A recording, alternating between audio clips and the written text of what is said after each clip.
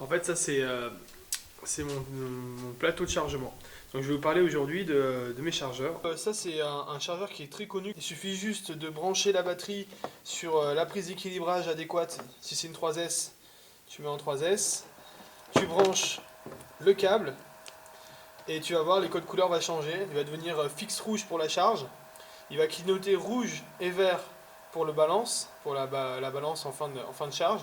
Et il va devenir fixe vert pour dire qu'il a chargé. Tu peux régler ici la puissance, 1, 2 ou 3 ampères. Et ici surtout, c'est le plus important à savoir, c'est que tu peux te planter. C'est-à-dire qu'il y a marqué LiPo ou LiFer. Et il faut savoir que quand tu fais pas gaffe, que tu te remets dans tes affaires, parfois ça passe en LiFer. Et là c'est fini, tu exposes ta batterie. Donc c'est vraiment pas une bonne chose de ne pas faire attention à son switch. Ensuite, j'avais le petit chargeur microscopique encore plus simple que celui d'avant, c'est un SkyRC. Celui-là il s'appelle E3C, E3 AC Input. Il est encore plus simple d'utilisation parce qu'en fait il suffit de brancher directement que la prise d'équilibrage. Alors moi ça m'est pas mal perturbé, je me suis dit mais où est passée la prise X760 pour charger tout ça? Et en fait on peut charger les LiPo sur les prises d'équilibrage, les courants sont beaucoup plus faibles, c'est beaucoup plus long, mais c'est possible, on peut charger une LiPo grâce à ces 4 fils. Et donc tu vois en charge il est donc fixe rouge, après il passe directement à fixe vert pour dire qu'il est chargé. On voit pas l'état de la balance. Un multiplex, lui s'appelle le Power Peak, il est bien gros, il fait beaucoup de bruit, mais c'est un quadro assez puissant. Alors, et l'avantage c'est qu'il a le courant, le convertisseur de courant 12 volts intégré. Par contre c'est une misère un peu sans nom pour l'utiliser, parce que contrairement à la plupart des chargeurs, il fonctionne différemment, en plus d'être bruyant. Vous allez voir, voilà, là il vient de se mettre en route. Et il est assez bruyant et surtout le mode de sélection est vraiment compliqué, je vais essayer de vous le montrer. Bon, tout d'abord on commence toujours par brancher sa LiPo, 4S sur le port d'équilibrage 4S, XT60. Et ensuite, en fait pour rentrer dans le menu, il faut d'abord faire, quand il est allumé, il faut d'abord faire Start. Ensuite, on peut naviguer dans les menus en faisant plus, moins. Alors, vous voyez les petits boutons là, ça c'est moins, ça c'est plus. En fait, il faut imaginer que c'est une grande colonne. C'est une colonne avec différents réglages. Et on va de haut en bas. Donc, moins, ben, on monte et plus, on descend. Donc, une fois qu'on est sur Start, on peut descendre sur le batterie type. Et là, pour changer le type de batterie qu'on veut charger, il faut appuyer sur Stop. Ensuite, on peut faire plus ou moins pour régler tout ça. Et on refait stop pour confirmer. Après, on descend, on veut choisir par exemple le voltage de la batterie. Donc là, je choisis 4S, donc en faisant plus moins. Et à chaque fois, je fais stop pour vous confirmer, sortir de là. Pour changer la puissance de charge courant, donc on fait stop, on monte et on confirme. Je descends tout en bas. Et là, tout ce que j'ai besoin de faire, c'est de me retrouver sur la ligne start. Et pour lancer la charge, il faut faire stop. Et ensuite, il faut faire start. Et là, on a la charge qui commence. Donc vous pourrez voir en fait le logo charge avec le petit C, le B et C c'est en charge mais en balance. Et le logo F c'est pour dire que la charge est terminée, normalement il y a une petite sonnerie qui l'annonce. Là il n'y a plus qu'à arrêter la charge en faisant stop.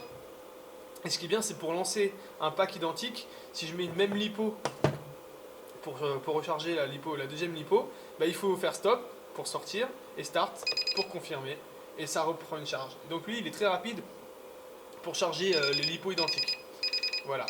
Donc là il dit qu'il est plein. C'est des SkyRC, je les aime beaucoup. C'est un RS16. En fait c'est un chargeur qui est indépendant. Donc on peut les détacher. Hop. Et ouais, ça c'est juste le chargeur LiPo qui est ici. Avec donc une alimentation en 12 volts sur XT60, ça c'est bien, j'ai équipé ça dans mon fourgon et j'ai la batterie de mon fourgon qui peut charger mes chargeurs pendant que je roule. Ensuite on a l'entrée plus-moins de la plaque de charge, sa prise d'équilibrage et ici c'est aussi une entrée d'alimentation 12 volts qui peut être utilisée par l'Alim. C'est la Power Supply de eFuel. Et donc il y a deux picots qui sortent, plus moins, et ils s'emboîtent l'un au-dessus de l'autre. Et ensuite on l'allume. Et ensuite, on a l'état de puissance de la lime, donc c'est ici, et le chargeur est alimenté par la lime. Alors le petit avantage de cette lime aussi, c'est qu'elle a un port USB pour charger. Moi, quand je charge mes batteries, j'en profite pour charger mes powerbanks, puisque j'ai un mode de vie assez nomade, et je suis souvent en panne d'énergie pour les téléphones, etc. Qu'il a le petit écran universel commun à tous les chargeurs quasiment qu'on trouve sur le marché.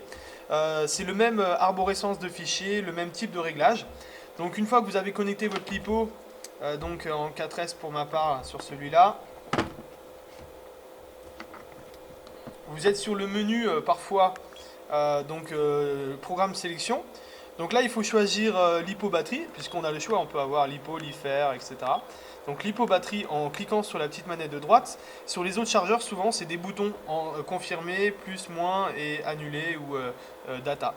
Et donc là, c'est petit bouton de droite pour aller sur le type de charge. Alors là, on est sur le type de charge, il y a plusieurs types.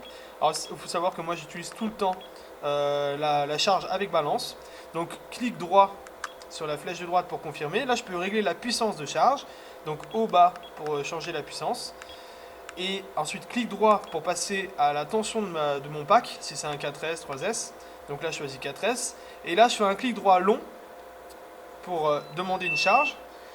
Normalement, le chargeur vérifie qu'on ne s'est pas trompé dans le type de LiPo, s'il n'y a pas des problèmes de connexion.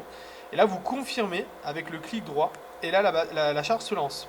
Alors, il faut savoir qu'on peut accéder en fait à l'état des cellules, donc en faisant un clic de haut, pour pouvoir voir quelle tension est dans chaque cellule.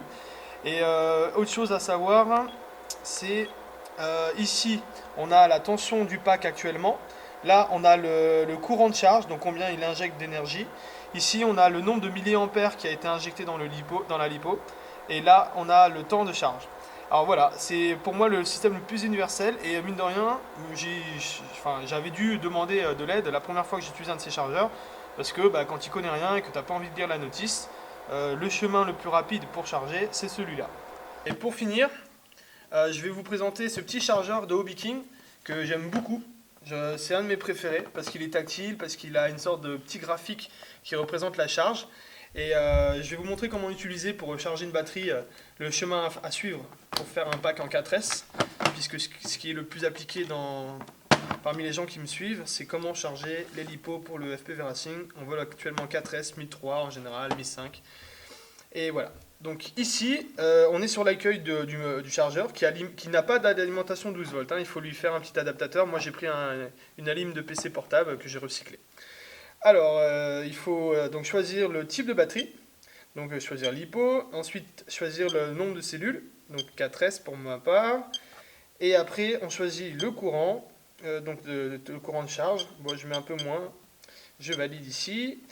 Le mode de charge en balance. Et là, c'est génial, tu appuies sur Start, ça lance la charge. Celle-ci était déjà chargée. Mais en fait, on peut voir tout un graphique avec différentes valeurs. C'est marqué sur la droite. On a la tension en rouge du pack, le courant injecté en vert, le nombre de milliampères en jaune qui sont injectés, et on a la température du chargeur pour la sécurité. Et en fait, ce qui est trop bien avec ce chargeur, c'est que quand on lance une charge et que la charge se termine, quand on lance une charge et que la charge se termine, en fait tu peux faire juste OK, tu fais back, tu reviens, et ça y est, ça relance la charge.